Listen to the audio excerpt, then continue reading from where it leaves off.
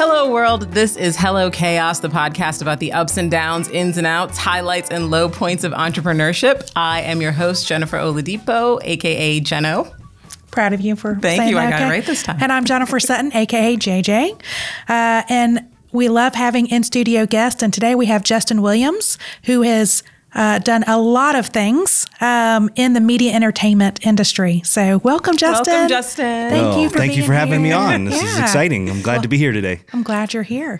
So, Justin, I'm actually sweating a little because one of the things that Justin has done is podcasting. And I just I was like, his presence, he's got such a great presence. I'm like, right, he's a pro at this. Yeah. Longer than we are.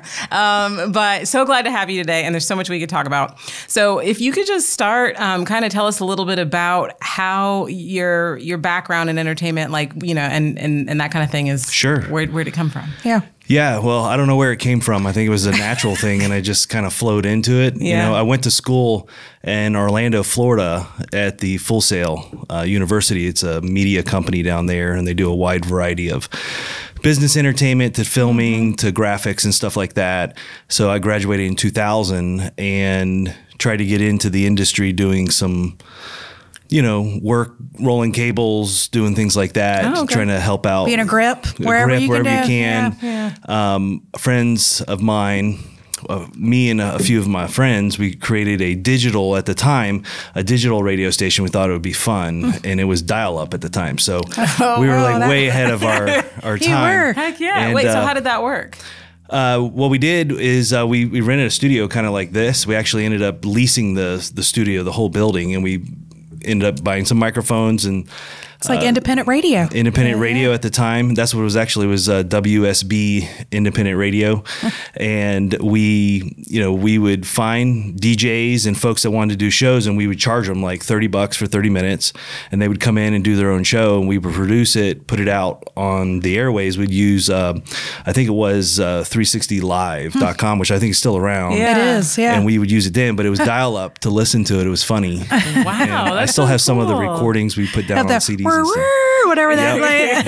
Yep. So started there. Then I went into the hospitality business because it's hard to get into the entertainment business. So I went into the hospitality business, the restaurant world, venue world, and we did events in those worlds. So that was right up my alley. I liked the whole event production and stuff. Completely event creation, or were you going in and manage other people events? So I worked for companies like a restaurant or like a nightclub or a venue. I bartended, and then whenever we needed to do events or plan them, I was like, I'll take that. I'll want to do that. Yeah. So I became the producer. Yeah, I came to the producer of the shows. So in Orlando, Florida, for about 5 years, I saved up a lot of money bartending, and I opened up my own nightclub and music venues. It held about 2,000 people. Wow. And then that's huge. Wednesday through Saturday, we put on events. We did a wide variety, diverse from hip hop to reggae to Latin to rock and roll to country. We did it all. So, and that was Wednesday through Saturday. We did that. So, it's almost like that was in Orlando, Florida. Wow.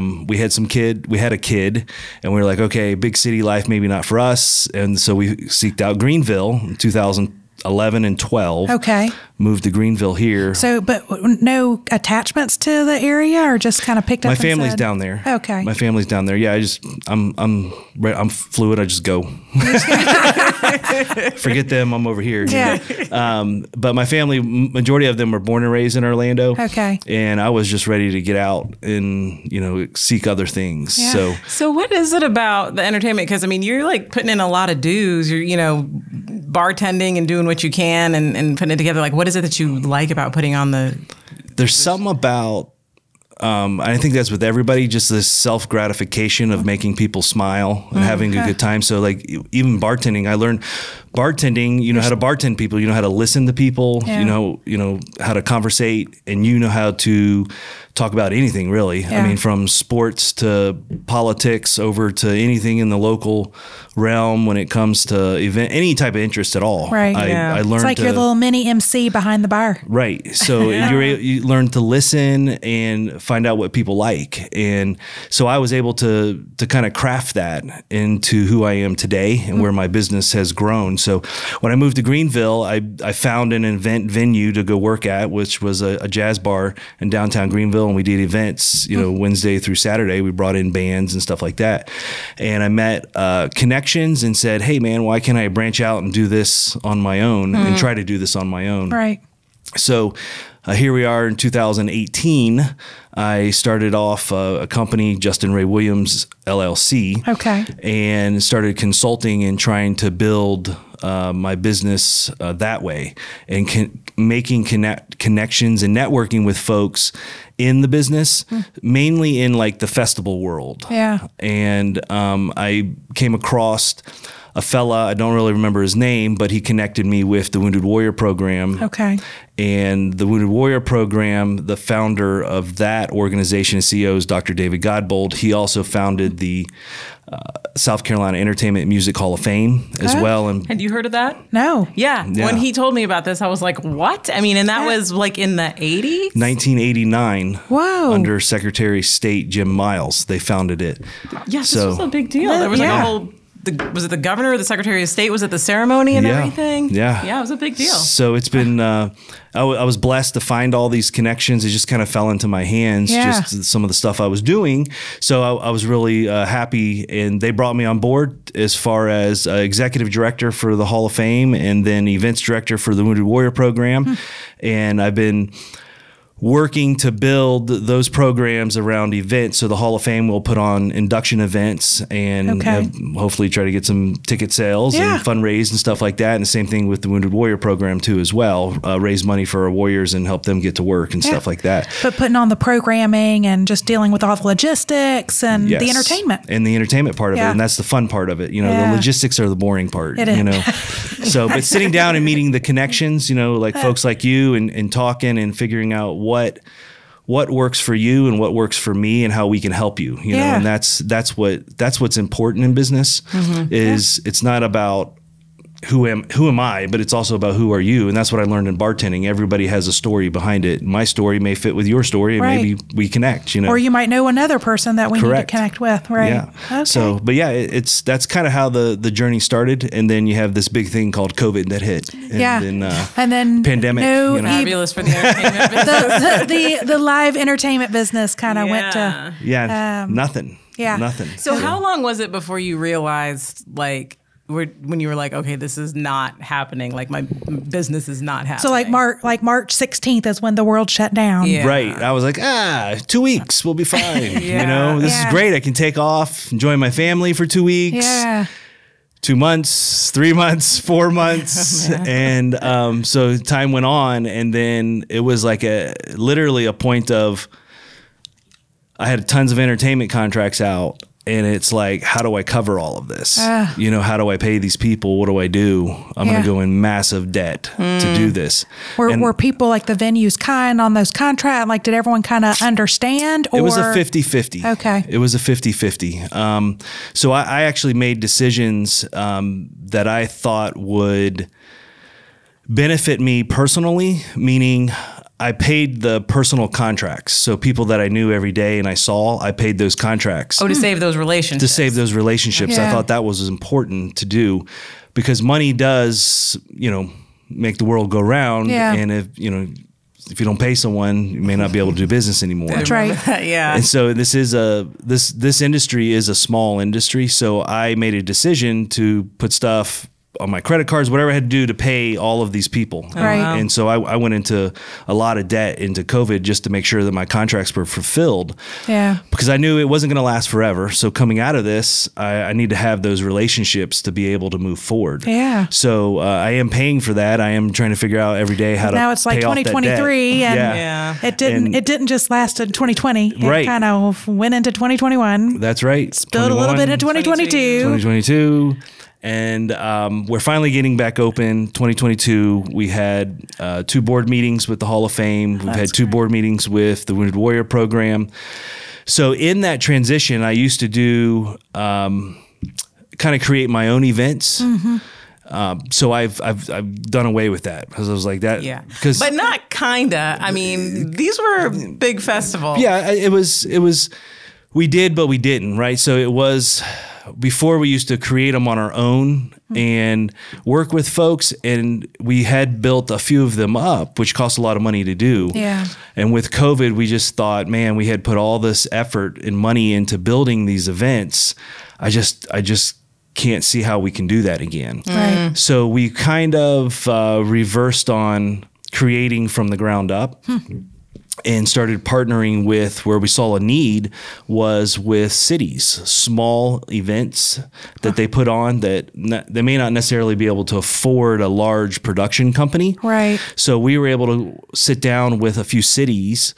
We have like City of Clinton, City of Lancaster, So like City a of Pageant, like a smaller tiered Pickens. city. Yeah. And so, like, what kinds of events do you mean? Like their holiday? Yeah, Or they're they'll like do food festivals. Food festivals. Okay. They're some of them just put on like the Azalea Fest in Pickens, for Okay. instance. Yeah, They put okay. on the Azalea Festival, but they may not have a $50,000 budget for production. Right. So we sit down with them and we look at how we can make it feasible for these events to happen, because they all took a hit too.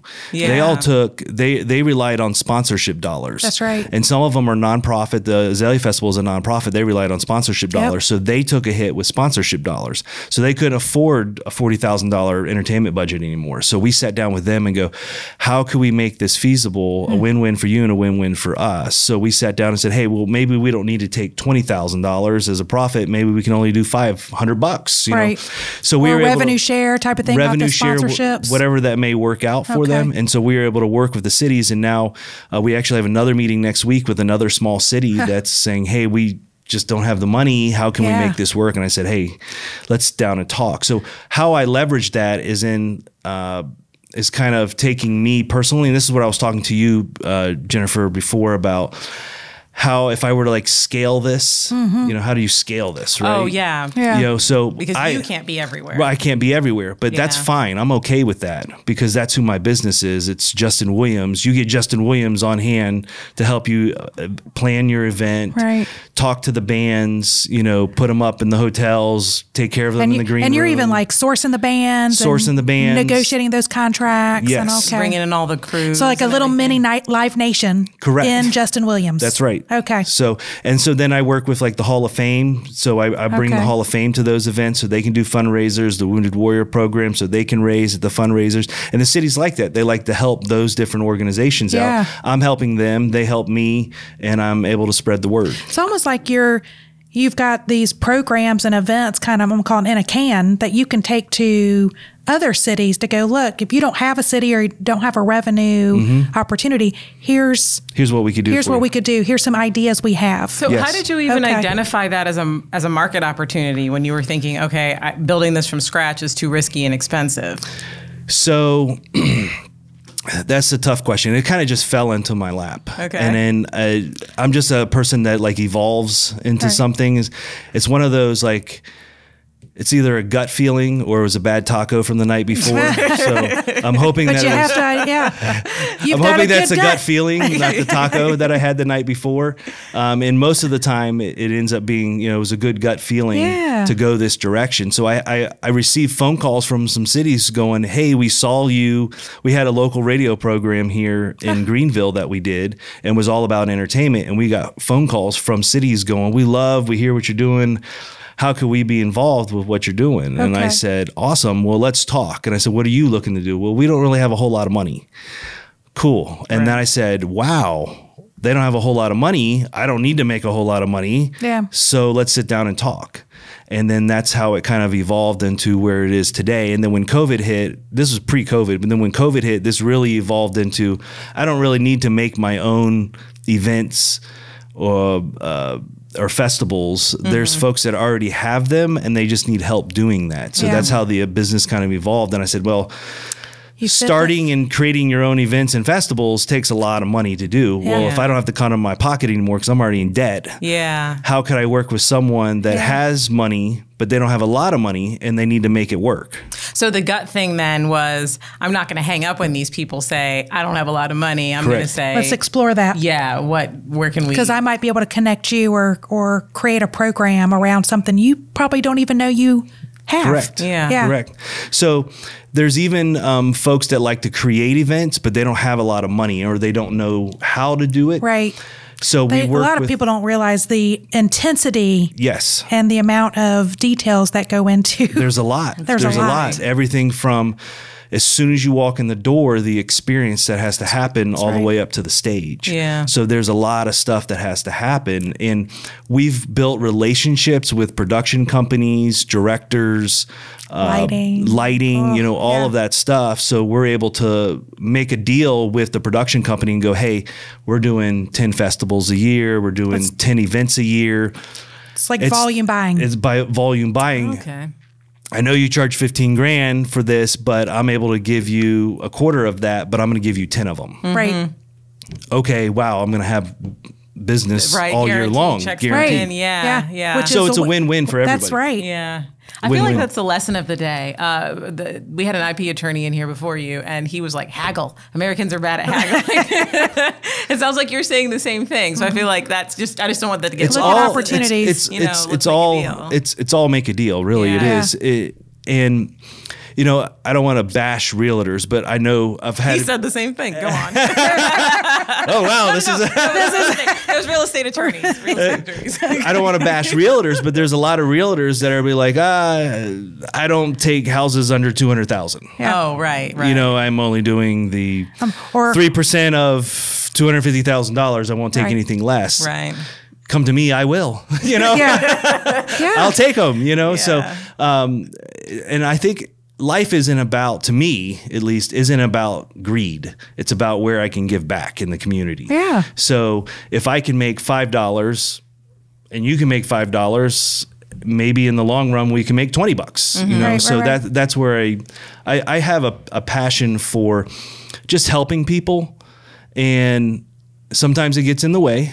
But you have to have checks and balances. Service mindset. So you have to have checks and balances. And I have a team that we analyze stuff to make sure that this is the right fit for us. Okay. And can we do this? Do we have the time to do this? Can we dedicate the service? Right. It may cost $1,000, but could we do it? They only have 500. Could we do it for 500? Mm-hmm. And and hopefully we can do it. And sometimes we do it for free just to help them out. And a lot of these cities, we did it for free. The initial, because they didn't have the money. Yeah, just the goodwill and just the goodwill. We did it for free, and then the next year they're like, "Hey, we're going to contract you. We got more money this year." Yeah, great. And I still kept their contract the same. We just kind of renegotiated some things. Maybe let's not get this big band. Let's compromise. Let's compromise. Let's figure it out. And that's worked. And so we're going to stick with that because that's working now. I mean, there's no real formula. I don't like write something down. I just go with it. Well, also, actually, the man writes nothing down. He remembers everything. I'm weird like that. Yes, I don't know. it's scary, but I'm sorry. I can remember tons of data for some reason. Yes, like numbers, they're all in there. Yeah. It's nuts. Like I go grocery shopping. My wife does it because I could tell you at Aldi's it's this price, at Publix it's this price, Walmart's this price. Yeah. If I just go to this store, I'm going to save $2. If I just want to go to one store, not all three stores, so I can remember. It's weird. Yeah, it's build your little matrix. I have little decision matrix in your head. I have a processing disorder. So some on the spectrum of like an ADHD and maybe some autism there. It's just very mild, but I'm able to have like this superpower of some sort. I don't know what it is, but it's very artistic in far as like entertainment wise. Like I can see the big picture on an event and be able to create it and put people in places. Oh, and all the tiny details at the same time. And all the tiny details. You're a diagonal thinker. Yes. And I don't know how. It is what it is. It's a natural people ask ability. me and I'm like, I don't know. Come along with my day and you'll see. Yeah, follow me on this journey. Well, I think it's, what a great niche of serving some of these smaller cities, those mid to I don't know, like Yeah, I guess it's third tier cities. Third tier Yeah. cities. Well, because you think about it from a city infrastructure, there isn't a communications department, or they don't have an event staff, but yet it's usually the one like public affairs person Yeah. that's going, I'm supposed to generate, awareness for my city, or that city is also the Convention and Visitors Bureau, Right. and Right. the And the economic chambers in development, there. and the Yeah. chambers in Yeah. there. It's one like 5-person team that's doing all commerce. Yes.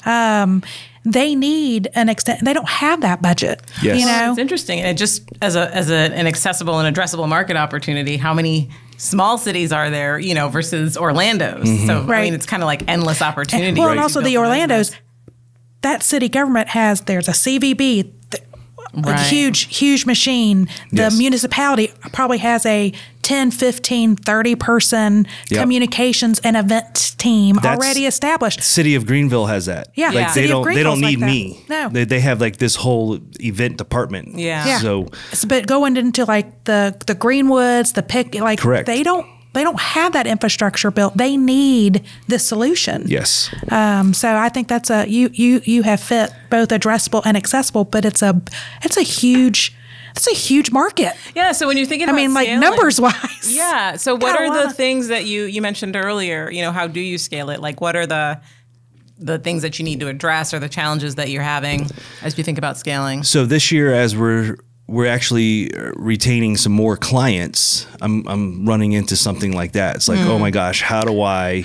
Maybe an account manager or something. Yeah, somebody it's like, that- how do I obtain more cities and help them at the same time? But right now, we're running into our production company is strapped right now. Like he really can't take on any more clients. Oh, okay. So if I like get another city, he's going to be like, yo, I'm strapped already. So I have to continue to build relationships, build your network of build my production networks of companies. production Okay. companies and go, hey, which I have actually, as soon as he said, I actually have an event that he couldn't do this past week. So I had to reach out to another event company and go, hey, this is what I have, but here's the deal. Here's our budgeting. I can't pay your normal fees, but I can guarantee you I'll be able to get you 4 more of these like Right. this. Because you're doing the marketing, you're doing all the front end stuff. Correct. And you're basically a business development rep for them. Yes. So one thing that the cities really like that help out is when they do these festivals, the cities are good at fundraising and bringing in money and organizing like the food trucks and the vendors. The police, security, Yes, trash, they all can that. they do all that. Yeah. What's foreign to them is like the soundstage production, booking of the bands, because that's not the norm. That's right. Yeah. The bands want like purple M&Ms and they want 10 over here and they want 10 green ones That's over right. here. They don't have time for that, the city. Yeah. So what I did was, which is a niche that no other production or consulting company does, is that we actually, at a small scale, we actually take all of that away from the city. We'll do the whole production for them, okay? And we'll handle the green M&Ms and the purple ones, and I want purple Mountain Dew or whatever that Yeah, is. you're And the just- city doesn't handle any of it Yeah. at all. We'll cater to the artist. We'll push them around or whatever they want, golf carts Right. and whatever. And all we do is take all of that off the city for them. So the cities like that, the small cities, Yeah. because they only have usually one events director Right. that has to oversee the whole thing. That's and he doesn't right. have time to drive the artist here and Or pick to out all the even purple. negotiate Yeah. or to source. They don't know, the bands, or they're, Correct. or they have to go call like the Or local even what to bars. expect. 'Cause, Yeah. I mean, that stuff probably comes as like a crazy shock. But Right. you've been in the industry And the for so pricing long. differences Yeah. between it's crazy. this band charges $1,000, this one charges 20, Yeah. Yeah, and I know all the price tiers of the bands. Yeah. And even some of the bands I built relationships with for 10 years. And when I started off in Greenville with the venue, I'm still using bands from 10 years ago because I know that they're professional and I And can they bring could them be on into your a city. circuit. And they Yeah, know can that bring- they're going to have a good experience with you. Correct. And Yeah. you're going to get So what they need. I have, you have to maintain a integrity and have a relationship that people understand that, hey, you're going to bring them not only the bands, but also the cities, both ends, you're going to bring value to the bands and to the cities, and that they know that, hey, we're all going to get paid. Everybody's going to be happy. And they're going to talk nice about that city. And they're going to talk nice. Yes. Yeah. So that's how that works. So,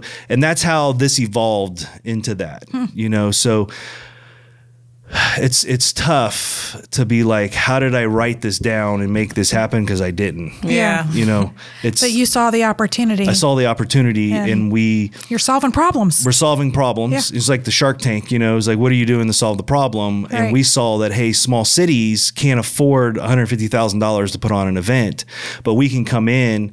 We have a couple of credentials behind us, which is the Hall of Fame. Yeah. We have the Wounded Warrior program for the veterans, and it helps all of these organizations come together to be able to raise money, work within budgets, and we're able to meet deadlines. Yeah. And that's an important thing too with the cities. Cities are they follow paperwork and Yes. they follow deadlines. The entertainment business does not. So I'm able to be the middleman, manage the chaos over here. Manage the chaos and make it look like there's nothing, and nothing's you're- happening behind the curtain. We're all good over here, you know? So that's how that works. Yeah. So. Yeah. But it's fun. It's fun. I enjoy it. I also do a local podcast in Pickens. There's a fellow over there called Pickens Local, and I co-host with him, and I help bring a little bit of energy as a co-host over there. So I diverse in a bunch of professional different podcast. Yeah, he does like a kind of a local news thing over there, Okay. at least. But you know, I dabble in it all. Also with Pearl Street Records, we do independent artists, so we try to help a lot of veterans and stuff like that Okay. that are older too as well, that are never going to have the opportunity to be on a label and get the recognition that they deserve. That they just, you know, there's so many people in the artist Yeah. world. So we have a portfolio of things that we can tap into to Yeah. help people out. So and I've been blessed with that. You know, It sounds like connect you're 'em. also too like always kind of looking where everybody else isn't looking. I try to. So it's just like the radio thing 20 years ago. It was like, what are you doing? You know, and all of a Yeah. sudden we're sitting in front of this and it's a podcast. It's Yeah. like, what? It's all And digital. it's the same thing. It's like I'm light years ahead of what we were supposed to be doing. It was 20 years ago, but Yeah. you know, so. Well, this is a radio show, just digital. It's just right? digital. And that's what one of my friends, Kevin, he's like, it seems like you always dab into something that's ahead of its time for some reason. And I was like, I thought it was cool, you know, and we did it. Yeah. And now everybody's doing podcasting, you know, just unfortunately we didn't wait 20 years to do something, but, but it was fun. It was fun at the time. So, and we, in COVID, we jumped ahead of stuff that I think is going to evolve quickly, is like the digital TV apps, Roku, Yeah. Amazon Fire. So we were able to obtain a production license with Roku and Amazon Fire and Apple TV, and we can produce television channels for local podcasts like this. Yeah. Yeah. And like Ed Lease with Pickens Local, we do his. We just put together an American Warriors Network for the Warriors, and we're building that out and fundraising to get sponsorships for those. So I think that's the next level of business. In my world is the entertainment business is on the TV channels, how it's Yeah. accessible. Like this radio is now accessible to the average person. Yeah. I think TV will be the same way. YouTube kind of developed that way for folks to have kind of your That's own how- TV channel. I mean, my kids, that is their TV channel. Yeah, same. So it's about trying to don't- stay in front of it. Yeah. You know, and I don't know what that is. I don't write it down. It just like falls into my lap. right. Yeah. Unfortunately. Well, okay. So, like, what is it? Is there something that, if you think about what gives you that gut feeling, like, is there something maybe that's similar about all these different endeavors? It's networking. Okay. So when you network with folks that are like-minded, it doesn't have to be the entertainment business. It could be the food business, the real estate business, any business, this type of business here. Just networking with folks, a lot of stuff just evolves into the next generation. Just like with COVID, a lot of businesses came out of it with a different mindset. It's just Yeah. evolved into something that Right. they never thought they would be, just like my business evolved into something I never thought I would be Yeah. doing. So it's definitely, if you have to be networking, you have to be building relationships, because that's what gets you to the next level. And you never know what comes out of it. You meet someone that's like-minded, and all of a sudden now you're in business together with those folks because they had the same mindset as you. They took their brand and I took my brand, and we created a new brand. Yeah. Yeah. Right. So It's just building being a in the community, forefront. those Yeah. connections. And Yep. Very Building cool. a community, building a connection, making sure you have your aces in places, you know, and figuring out what That's that a nice looks little like. phrase. Yeah, I like that. Aces in places. Places Yeah. and places. Yeah. Well, this has been really awesome. Are there any last sort of, I don't know, tips? I think that the thing that's kind of interesting is you've got a lot going on and you're always looking at the new opportunities, but like somehow still seems very focused.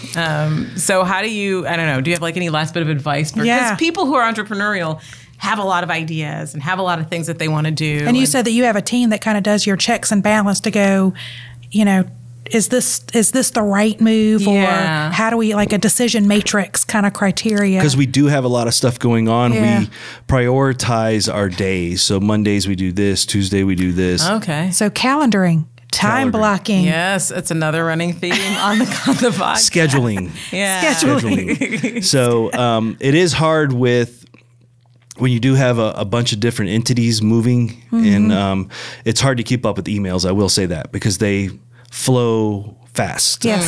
yeah. So email, I would say if there's like an opportunity is to try to keep up with emails, because there is a lot of things going on. And I try to leave it to like, oh, that's Wednesday. I'll get caught up there on that day. But sometimes in the information world, people want a response immediately. Yeah. Like it's like a text message. You didn't respond to me 2 days ago. Is everything okay? It was like, oh yes, let me get back with you. I already had 100 of those. Right. I'm trying to get caught up here, you know? Yeah. So it is about prioritizing your time and scheduling, and then getting out there and networking. Those Yeah. are important things. So if you can Make that time. make that time. And I like to be someone, I go back to my bartending years, someone that can be relatable. So it's not like a corporate feel, right? So there is some chaos that folks like, because it feels real. It's Right. not like, here's your paperwork. Yeah. Let's fill this all out. It's It's like not checks and- creative enough. Right. Yeah. And not personal enough. People Yes. want to feel like they're dealing with a person. Dealing with the person. I think we found that out with COVID. Yeah. That's why Zoom didn't last. You know, it's Oh, like, yeah. you can't do sales by Zoom. I mean, it just- we're human, and we're meant to like touch and feel and look Yeah. at each other. And that's important in business. And that's what networking is important in the business world, is Yeah. getting out in front of folks, talking to them, talking about your business, and just networking and coming together. And you'll find out that it evolves into something more. I met Jennifer well over 10 years ago. And just keep the we've- connections. We keep the connections. Yeah, We- I talk to him more than Jared does, even though yeah. And, female and male are, two different animals too. Yeah. Male, we're like, we don't see each other for 10 years, but we see him, we're like, yo, what's up? We think it was like yesterday. That's right. But so that's just how the business world works. You have to keep in communication. You have to be networking in, it's not necessarily your field, but branching out and finding out what other businesses do and how they can benefit you and how you can benefit that business. So are you doing some of these connections live, or are you picking up the phone, or are you going to other events outside of the area to go, I'm gonna go check that out and go meet those people? All of the above. All of the above. Okay. All of the above. Wherever you can make a connection. Whatever you can make a connection, just like that $5 that's on the table. If it's just $5, I think I can make that $5, and eventually maybe it'll turn into a 20. I do the same thing with my connections. Whatever I can do to maybe turn it into a $20 bill. Yeah. Right now it may be a zero, but it maybe one day it'll be a 20. I don't know. Gotcha. So, but I also go back to, it's the human aspect of life. If you're willing to give a little bit, it'll give back to you. I believe it's worked out It's for the me. servant's heart. It's a servant's heart. That's what I believe. Yeah. So helping businesses achieve their goals and getting to the next level, I think that it'll bring your business to the next level. That's just my opinion. Yep. Yeah. Awesome. Yeah. Well, that's an excellent note. I agree to with that leave philosophy on. 100%. Yeah, absolutely. Justin, this has been awesome. So if people want to get in touch, keep up with what you're doing, what's the best way to do that? I have a personal website, and I recommend anybody to get personal websites. It's kind of like the MySpace or the Facebook of the business world. Is justinraywilliams.com is my website, and you can contact me there, and you can see everything that I'm involved in. I try to put pictures up there, all of our productions, our events, what I'm involved there. I don't do blogs. I'm not good at writing. So, but I try to put stuff up there that folks you can connect with. And I have a little contact me at the bottom there. And I love to chat and talk and find out what's the next big thing happening. Yeah. So, Awesome. like this show's the next big thing, I think. I think we think so. In the business world, this is needed. It is needed. The resources y'all provide isn't available and the connections that we're making. Yeah. I mean, it doesn't exist in y'all's local blog markets. is a really good resource. Yeah. I mean, there's nothing out there like it. I mean, it's a fantastic, fantastic you. That's resource. awesome because you're our target audience. So to hear from you, Yes, it's I love great. it. I love it. I think it's a great website and a great resource for folks. So if you want to watch this podcast or listen to it, but we like the watch. Yeah. We like the watch. But you can go to Orange Whip. That's orangewip.com. And go to the Hello Chaos page. And again, audio or video there. And we're on Apple, every podcast platform. Spotify, you can find all us. of them. Yeah. All right. All Well, right. thank you, Justin. Thanks, this Justin. is awesome. Yeah, and we're going to keep you. up with what you're doing and see how we can stay connected. That's right. Yeah, that's right. Coming to a city near you, right? That's right. We hope so. We hope All so. of us. We should go together. That's what I was like. My wheels were turning. Yeah, of, we should totally. We when need we start to moving go new into cities and we other need to do cities. events. Yes. Okay, we're gonna keep talking. We're gonna keep talking. And our Roku channel. Yeah, coming soon. Yes. Yes. All right. Thank you. Thanks.